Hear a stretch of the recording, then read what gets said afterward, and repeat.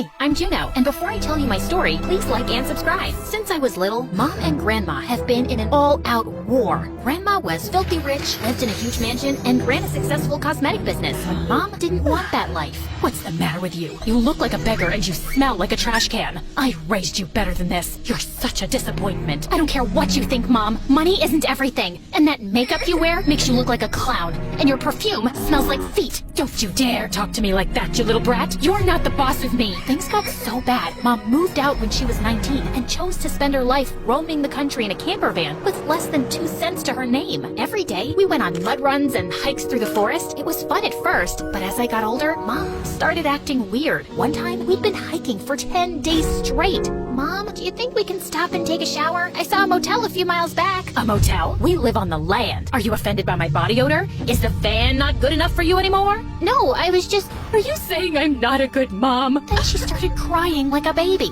It took me an hour to calm her down. When I was 13, we stopped at a rest stop and I met a nice girl my age. We started playing a game on her cell phone. Then Mom saw us and lost her mind. She snatched the girl's cell phone, threw it on the ground, stomped it to pieces, then dragged me into the van. Mom, why would you do that? I just saved your life. Those things will fry your brain. Now go and stand on your head, count to 10 backwards, take 2 spoons of honey, and you'll feel much better. A couple years later, Mom and I went to Grandma's house for a visit. Grandma took one look at me and got really upset. Your daughter looks like a hobo. And why is she eating a bug? Bugs are a great source of protein. You can live like a wild animal, but your daughter deserves better. She needs a skincare routine, a financial portfolio, a proper education. She's going to the school of life. It's better than a stupid classroom. She needs to be free, like a bird. You're an idiot. I swear you were switched at birth. Juno, grab your things. You'll stay here with me. Grandma grabbed one of my arms. Mom grabbed the other. Let go of my daughter, you old witch. You can't have her. She's mine. Come on, Juno. Let's go. They started yanking me back and forth. Please stop. My arms aren't supposed to stretch this way.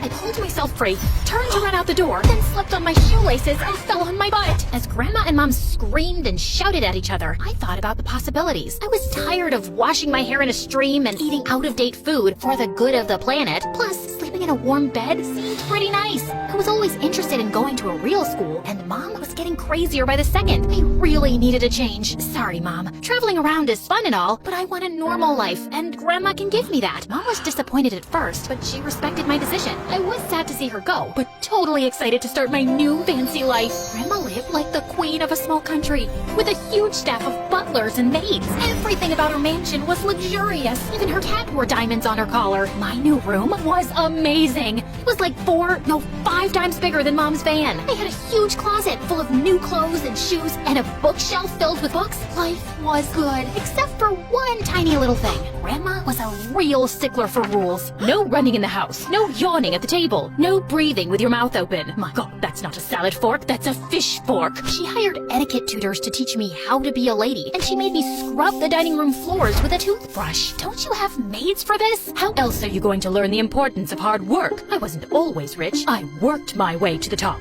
Every time Grandma came home from work, she was in such a bad mood that she'd get mad about the tiniest things. One time, she asked me to pour her a cup of coffee. Here you go, Grandma. She took one sip, then threw it in my face. Are you trying to poison me? This coffee is cold and it tastes like rat poo. Do you know what rat poo tastes like? She grounded me and banished me to my room for 2 weeks. I was so happy when school started. It was a dream come true. The fluorescent lights, classrooms, math tests, and school books were better than I imagined. I raised my hand to answer every question my teachers asked, though most of the time I gave the wrong answers. But that was okay. I was there to learn. I was super excited to make new friends, so I tried talking to everyone. Top of the morning, madam. What? Good day, sir. Leave me alone, weirdo. The kids weren't very receptive, so I decided to step up my game. Like when my classmate got her first period, I baked celebration cupcakes topped with tampon-shaped candies because that's what Mom had done for me. Or when I offered to help my study group by clearing the air of bad juju by burning sage, but I accidentally set the desks on fire. People started calling me the crazy girl and laughed at me when I'd pass them down the hallway. Suddenly, my life didn't seem so cool anymore, and I started to regret my decision. I was walking outside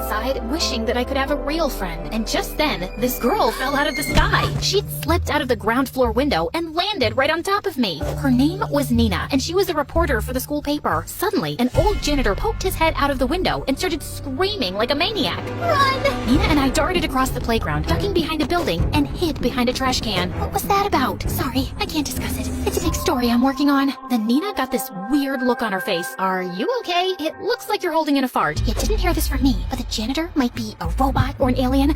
I'm not sure yet. I'll let you know when I finish my investigation. Wow, I've never met a real journalist before. Hold on a sec. I know you. You're that rich lady's granddaughter. Do you sleep on a bed made of money? Do you season your food with gold? What was it like being raised in a 54-room mansion? Actually, I was raised in a camper van. What? Nina was super interested in my life story, and when she wrote an article about my childhood, I went from crazy to exotic, and everyone in school wanted to talk to me. Nina and I started spending all our time together, investigating stories, watching MSA videos, going on spa dates and shopping sprees. Soon, we were BFFs. Life was pretty good, but then one day, Grandma told me something that turned my world upside down. It was a couple of days after Grandma's birthday when she called me into her room to discuss her will. Juno, these past couple of years, you've proven to me what an amazing girl you are, and I'm so proud of how far you've come. So, as a gift, I want to leave you this house. OMG, this house? It's worth millions! But on one condition. By your 18th birthday, you need to be engaged.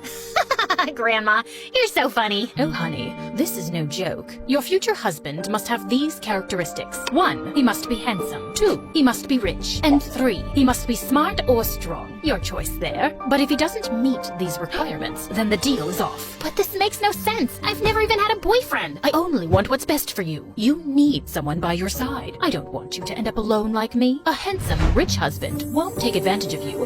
And if you marry him, you'll be even richer. And your future will be secure. I know you'll make the right decision, but if you don't, I'll give the house away to charity, which will honestly break my heart, but that will be that. Then Grandma's butlers escorted me out of her room and slammed the door in my face. That night, I couldn't sleep. I tossed and turned for hours thinking about what Grandma said. The mansion was amazing. With rooftop pools and a restaurant-grade kitchen, I didn't really care about that. This was the first place I'd felt happy in. It was like a real home. I couldn't bear to see Grandma sell it, so I had no choice but to do as Grandma wanted. But boys? Ugh. If I was gonna do this, I'd need help. The next morning, I raced to Nina's house and told her all about my mission. Luckily, Nina was obsessed with dating shows, and thanks to the newspaper, she knew everyone at school. You've come to the right place. Just let me check the Heartthrob database. The what? My masterpiece. A complete list of every boy in our school. Now, I've ranked them by your grandma's parameters, and I have 3 perfect candidates. Your first match is William. He's handsome, rich, and super smart. William was in my advanced math class, and we'd spoken a couple of times, so I decided to be direct and ask him out. Hi,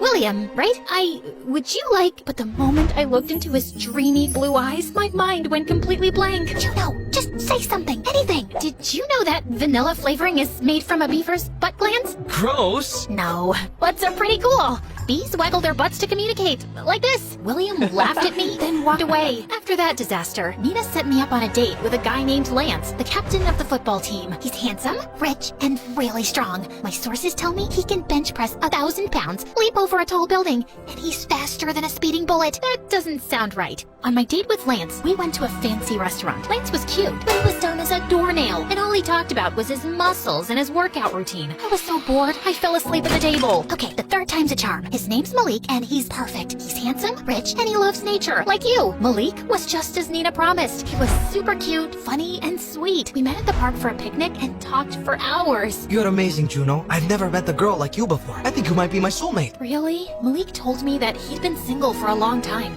and he'd been searching for years for a girl like me. He kissed me, and my heart melted. I was so happy. I finally found the one. That was until Malik's girlfriend marched up to us, called him a cheater, and threw a frappuccino at his head.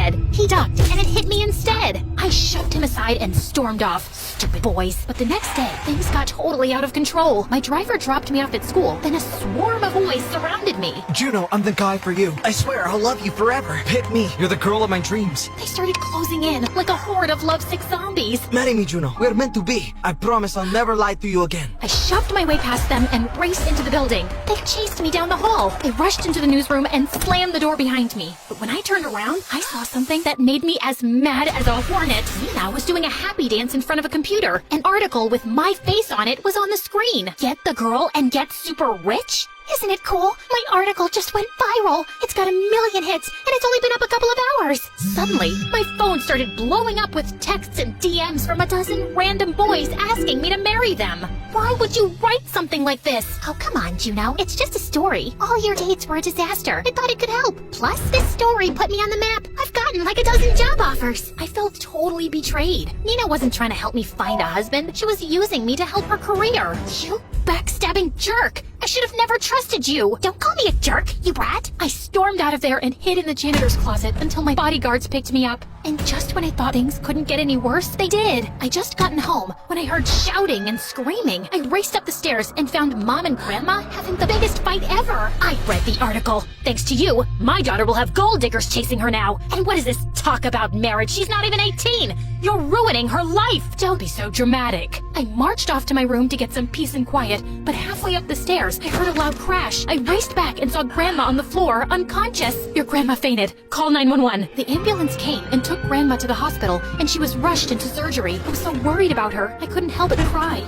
I'd never seen her look so frail. A couple of hours later, the doctor told us she was out of immediate danger, but he had no idea when she'd wake up. The guilt I felt made me sick to my stomach. Grandma collapsed because she was arguing with Mom about me. I ran out of the hospital to get some air and bumped into Nina. As soon as I saw her, I burst into tears. I told her all about my grandma and how it was my fault she was in a coma. You can't blame yourself. Your grandma and your mom have been having epic fights since before you were born. My mom used to write about them when she was in school. I don't know what to do. I'm tired of coming between them. Mom wants me to be a wild woman like her, and Grandma wants me to be rich and married. Maybe instead of trying to live their lives, you should live the life you want. And by the way, I'm sorry for being a jerk. I shouldn't have written that article. I hope you can forgive me. I forgave Nina and decided to take her advice. I fired my etiquette tutors, stopped looking for a husband, and told Mom that living on the road wasn't for me and that I wanted to find my own path. She was surprisingly supportive. Deep down, all your grandmother and I want is for you to be happy. We just got caught up in our own drama and unresolved issues. I spent the rest of the year joining all kinds of school clubs like the debate team, the drama club, and even cheerleading. After we graduated, Nina and I went on a trip around the world, and we stopped in Egypt. We went on a tour in the desert, and I fell into an abandoned pyramid full of mummies. Thanks to that accident, I found my real passion, archaeology. A couple of years later,